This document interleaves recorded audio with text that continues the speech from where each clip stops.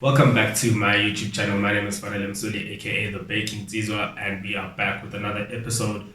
Today we're actually making something that one of you guys recommended. So on Instagram last week I put up a question saying what would you like to see me making on the show, and I got a lot of recommendations. Some of them I couldn't do because of lack of equipment. Obviously I don't have some things for the creme brulees, etc, etc. I don't have those yet, so I couldn't do that. So I decided to go with one of the other recommendations. It's an easier one compared to, I think, creme brulees. I'd say it's easier. So I went with the vanilla cake with caramel frosting.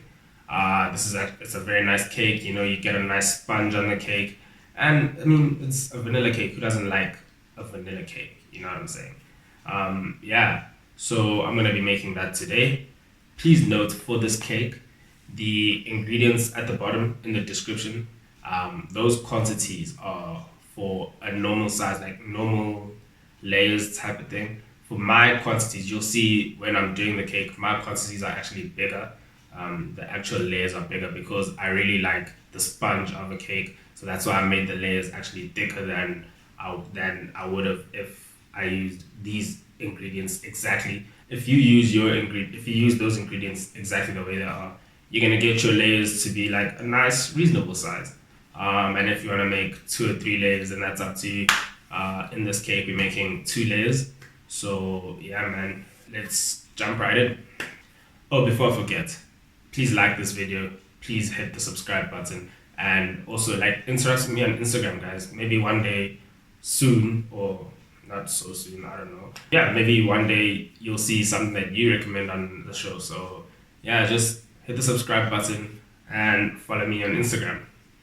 First thing, we're gonna preheat our oven at 180 degrees before we even start so that everything is ready by the time we're done. In my bowl, I've gone ahead and added my butter and my coconut milk.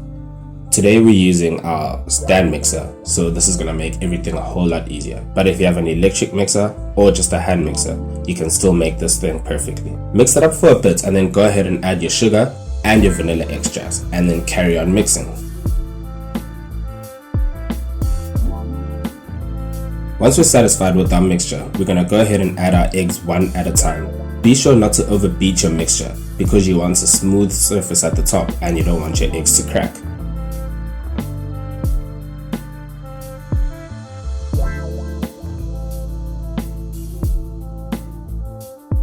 Alright, so once we're satisfied with that mixture, we're going to go ahead and add our yogurt and we'll add our milk.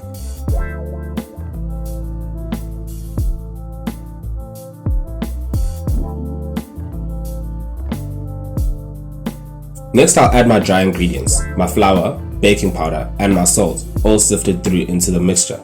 I did this periodically because I didn't want my flour going everywhere. Why do we sift it through? Just to make sure we don't have any lumps in our cake and we get fine particles of flour all the way through. And then we mix this all together and then we're almost done.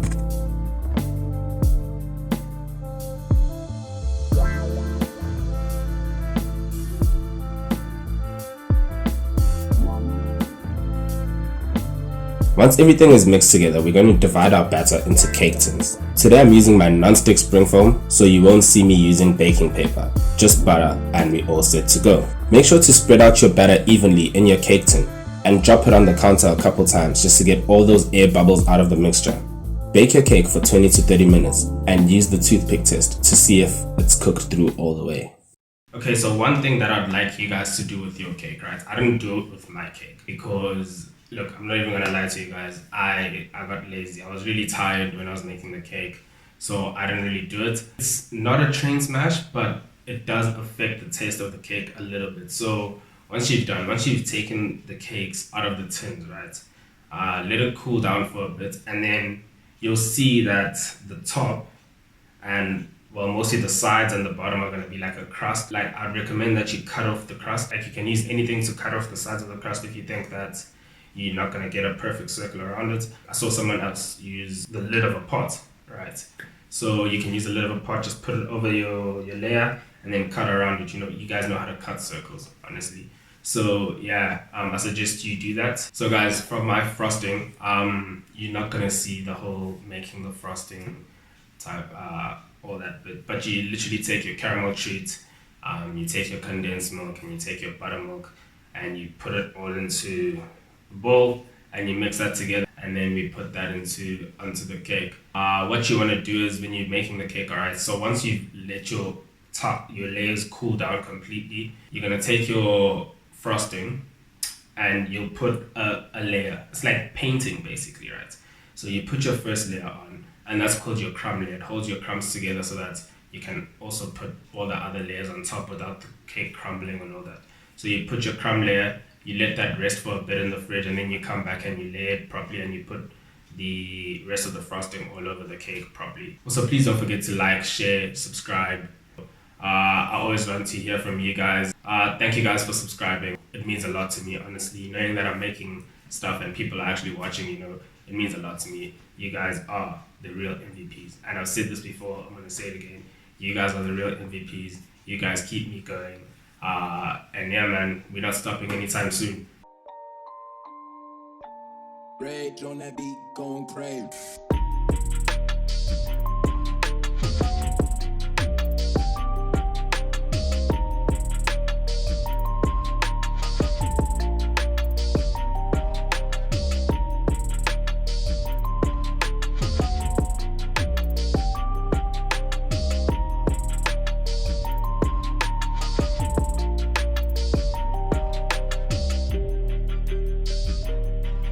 If you like this video, please make sure to give it a thumbs up and subscribe to my channel.